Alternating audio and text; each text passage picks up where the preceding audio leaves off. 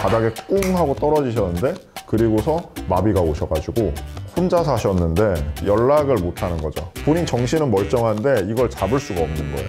그때 생각한 것 같아요. 갑자기?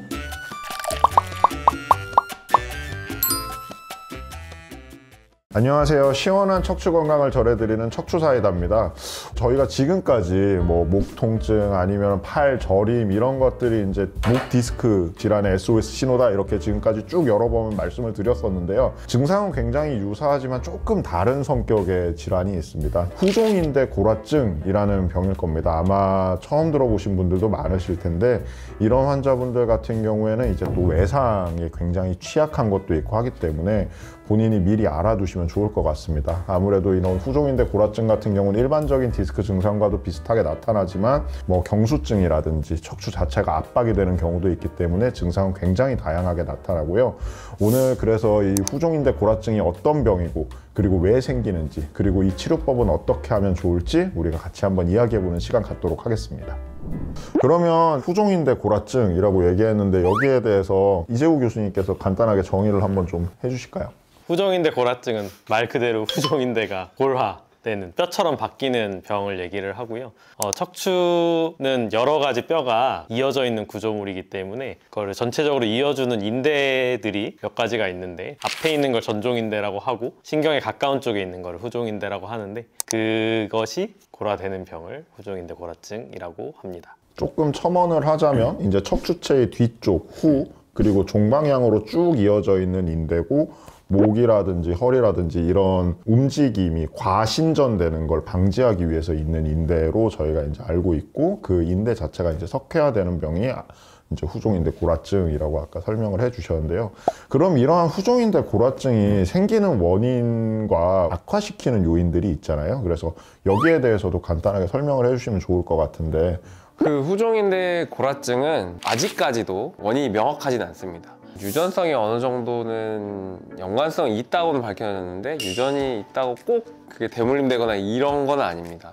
주로 아시아인에게서만 호발을 하고 서양에서는 굉장히 드문 병으로 알려져 있고 관절이 안 좋고 염증이 자꾸 거기에 호발하고 비만이 있다든지 관절의 어떤 증상 악화시킬 수 있는 요인이 있으면 누구든 아시아인에게서는 발생할 수 있다라고 그 정도만 이해하시면 될 것 같습니다. 주로 물리적인 일이나 뭐 노동하고도 연관성이 조금 있다고 생각해 주시면 쉽게 이해되실 것 같습니다. 네, 이제 움직이는 힘 자체가 후종인대 석회화를 점점 더 이제 악화시키는 요인이고 사실은 알고 있어서 수술을 할 때 아예 그냥 움직임을 고정시켜 버리기도 하고 그러잖아요. 그래서 아마 그런 거라고 생각을 하면 조금 쉬울 것 같습니다. 그러면 이제 후종인대 골화증의 보통 증상은 환자분들 찾아오시면 어떤 증상이 있었는지 김병원 원장님께서 얘기를 좀 해주실까요? 신경이 압박되는 정도에 따라서 증상이 달라지겠지만은 초기에는 디스크나 협착 증상하고 유사하게 나타나고 경추통으로 시작을 하시고 진행이 될수록 신경을 압박하는 정도가 심해지기 때문에 연관통이나 방사통으로 인해서 상지 쪽 증상이 나오시다가 신경 손상이 동반될 경우에는 경추에서 유발되는 척수병증 증상들이 생길 것 같습니다. 척수병증은 잘 모르실 수도 있는데 뭐 보행장애, 보행실조 아니면은 대소변장애와 같은 형태로도 나타납니다. 후종인대 골화증이 있으면 사실 제가 아까 서두에 외상을 조심해야 된다고 말씀을 드렸잖아요. 그게 지금 김병환 원장님 얘기하신 그 압박이랑 증상이 이제 일맥상통하는 게 우리가 보통 이렇게 운전하고 가다가 예를 들어서 기차가 이게 딱 심하게 박았다 이러면 고개가 한번 이렇게 휙 하고 이렇게 되잖아요. 그 앞쪽에 이제 이런 날카롭거나 이런 석회화된 조직이 없으면 그냥 자연스럽게 목이 앞으로 구부러졌다가 딱 펴지면서 크게 데미지를 받지 않겠지만 후종인대 골화증이 있으면 후종인대가 진짜 석회화돼서 뼈처럼 딱딱하게 있기 때문에 신경을 실제로 때립니다. 그래서 보통은 아무런 증상 없이 끝날 만한 간단한 외상에도 사지마비라든지 이런 경험이 저는 있거든요. 그래서 진짜 본인이 어느 정도까지 압박될 때는 사실 증상 없이 지내시다가 외상을 입거나 이래서 본의 아니게 증상이 발현되는 경우도 굉장히 많았던 것 같습니다. 그러면 이제 보존적인 치료로는 사실은 해결이 안 되는 경우가 많잖아요. 아무래도 그래서 수술을 고민하게 되는데 재우 교수님이 수술적인 방법 어떻게 되시는지 많이 하시니까 한번 설명을 해주시면 좋을 것 같은데.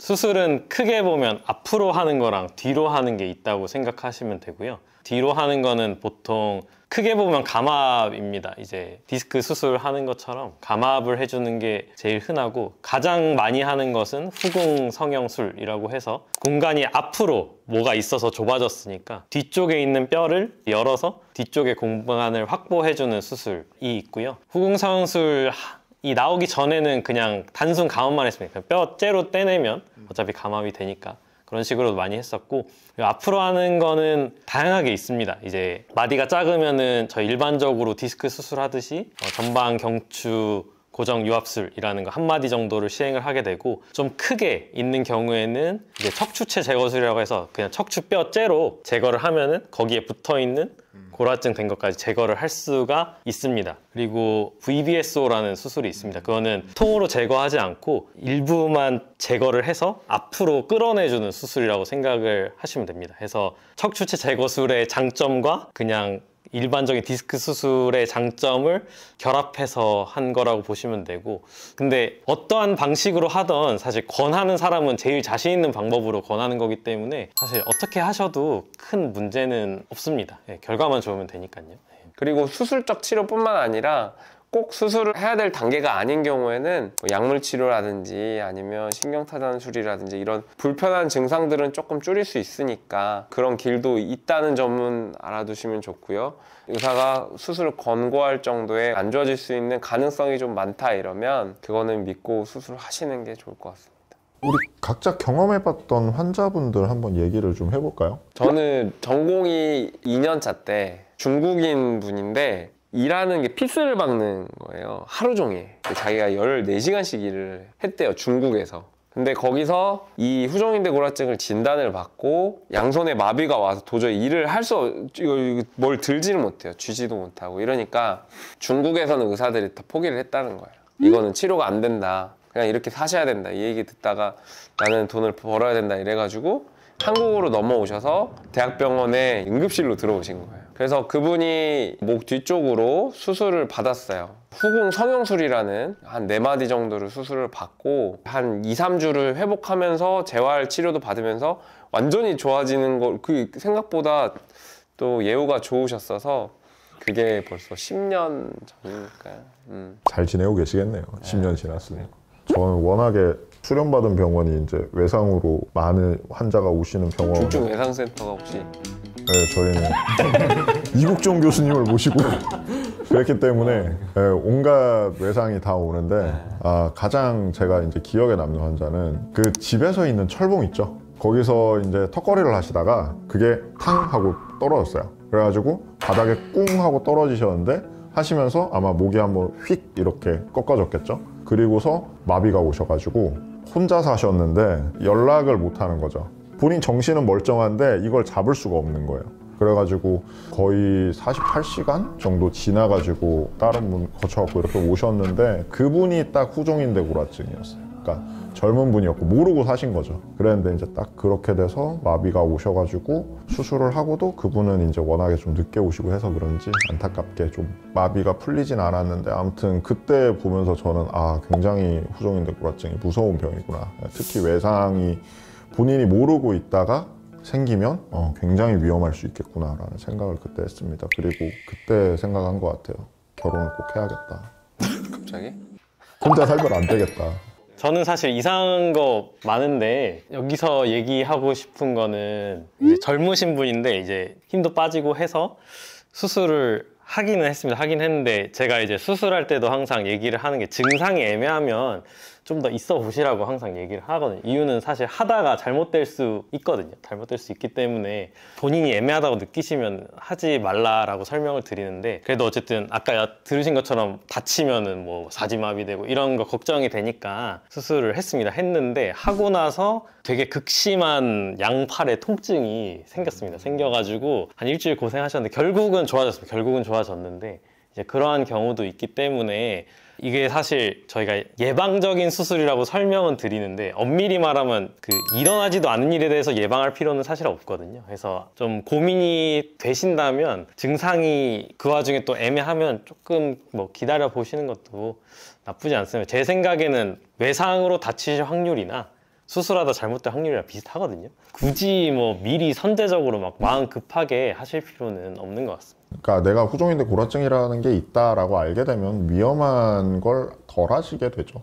외상을 입을 확률도 줄어들고, 사실 그런 의미에서 뭐 미리 아시는 건 좋은데, 사실 증상 없는 상태에서 수술을 권하기도 어렵고, 그렇죠? 그리고 또 이제 하신 입장에서도 만족도도 떨어지고 그렇기 때문에 재호 교수님이 굉장히 좋은 말씀 해주신 것 같습니다.